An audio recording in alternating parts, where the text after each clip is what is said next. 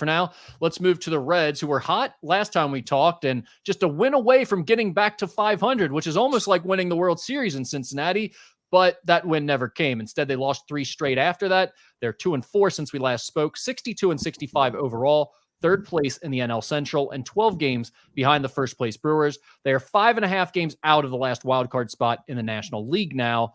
But Skinny, the big news of the week came yesterday when Joey Votto, former Red, officially announced his retirement. It came basically right before the start of the game, and he immediately then went over to the Reds clubhouse and started hanging out with those guys and giving them hugs and all of that. Devin Mesoraco, his only follower on Twitter, was sharing some memories and retweeting people's thoughts throughout the night. So a feel-good moment for Reds fans in the midst of their season swirling around the drain. What were your thoughts there on Joey Votto announcing his retirement?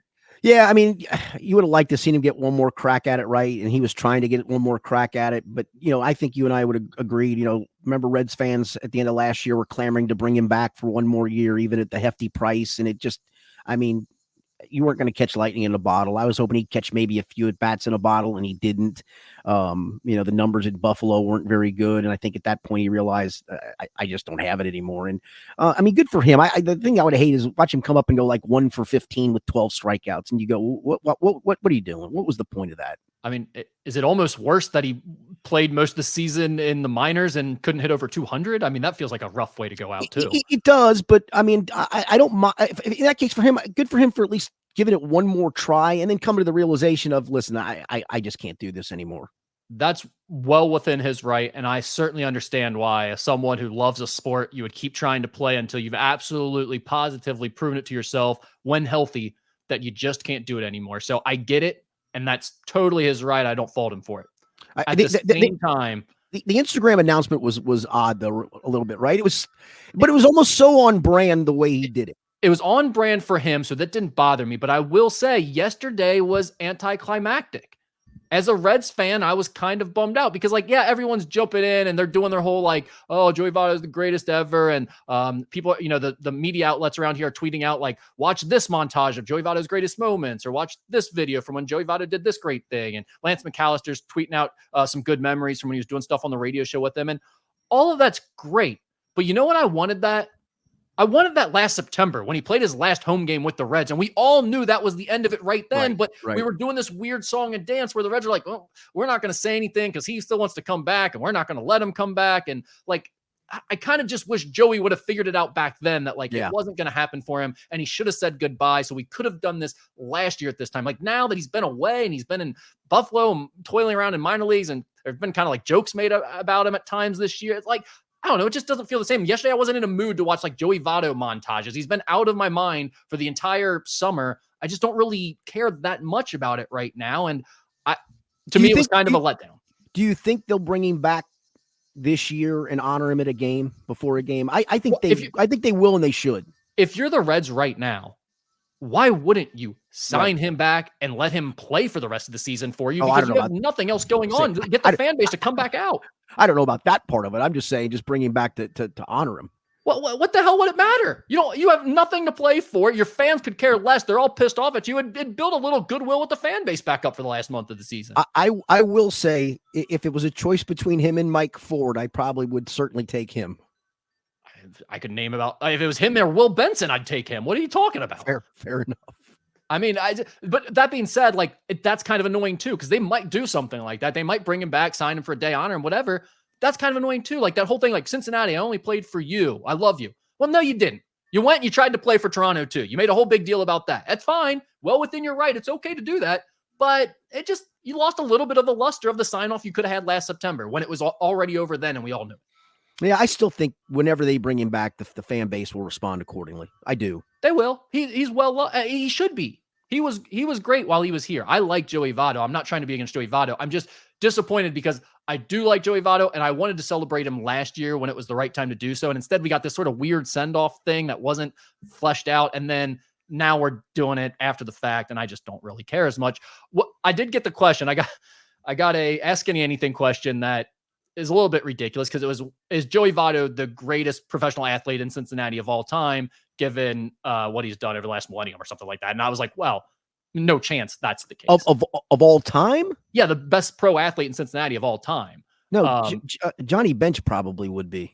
That was my answer too. I think is Johnny Bench. But here is the more interesting question, because it's Joey Votto is obviously not. Johnny Bench was I think a scratch golfer, was an outstanding bowler, and you can laugh at all that as sport, but I mean that dude and is arguably the greatest catcher ever. I'm not just talking about him as the greatest Red of all time. To your point, maybe the greatest athlete of all time. Well, yeah, that makes him like an all-around athlete. But just in terms of like what he accomplished for the city, his cachet in the city, all of those things, I think Johnny Bench is probably the answer to that. But like from the Joey Votto perspective, where does he stack up among best pro athletes in the city if you're trying to rank him on that list? I started just thinking about it a little bit, and I'm like, does he even crack the top 10 or top 15? I mean, I don't know if he cracked my top 10 Reds of all time. I'm serious about that. I mean, I agree. He never won anything. And I'm not crapping on that. I don't mean to, I go wishy-washy on the Hall of Fame point for him, and I do think a very good case can be made for that, but I can also see it being a tough answer for some voters when that's concerned. So, and that's what's so hard is when you say he's not even one of the top 10 Reds of all time, people go back and look at history, right? I mean, we're talking pitchers and position players, all those things. And maybe he does. I mean, I'd have to sit down and write it out, but I'm just going with guys off the top of my head, and people are going to start screaming, well, look at his advanced metrics and the on-base percentage. Okay, whatever. That's all well and good. But I mean, Frank Robinson's a Hall of Famer. Joe Morgan's a Hall of Famer. Johnny Bench is a Hall of Famer.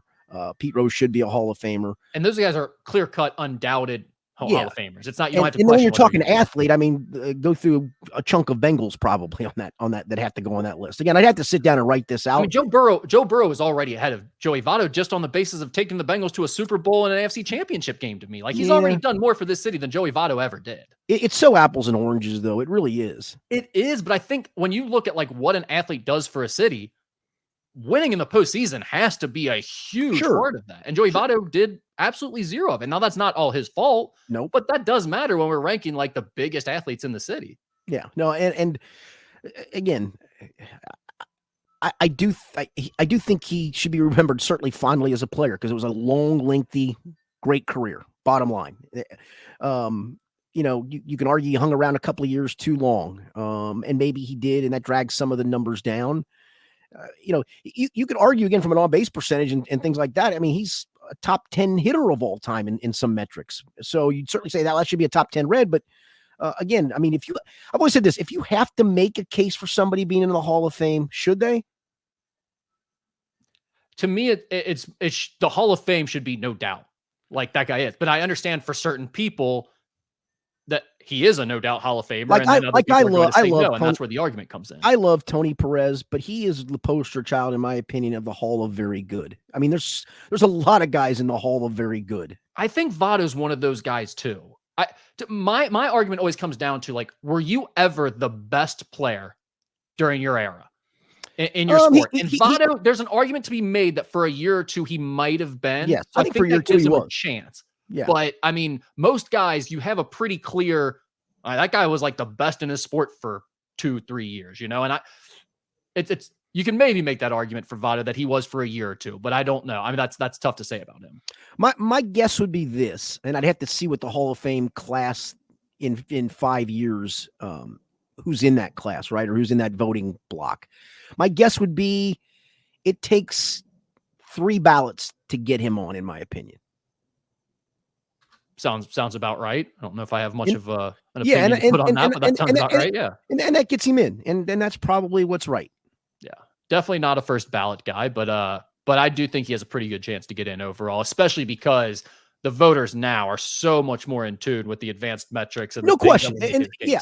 I mean, one of the things that's been pointed out and I can't remember where I saw this, is, Miguel Cabrera was a great player for a long time, but kind of hung on, and he's got all those, for lack of a better term, counting stats of hits and home runs. But some of the other advanced stuff just dropped off over time. And Joey's did too, a little bit. I mean, but if you look at it, even on base percentage the last couple of years, it's not awful. It just, the batting average stunk and struck out a lot and all those things. But, if you look at some of the things, he still was doing some things at a high level. And, if you can argue that, and some do, that the main thing in baseball is don't make outs. And he got on base 40% of the time. So he made He made fewer outs than most. Okay, you're right. He is the poster boy for that statement right there. That is like his claim to the Hall of Fame is that if you subscribe to that thinking that that's what baseball is all about, is not making outs, then Joey Votto is your guy, because that's totally his philosophy on the sport. Yep. Thanks for checking out the Local 12 YouTube channel. Click the links and tap subscribe to get notified anytime we post.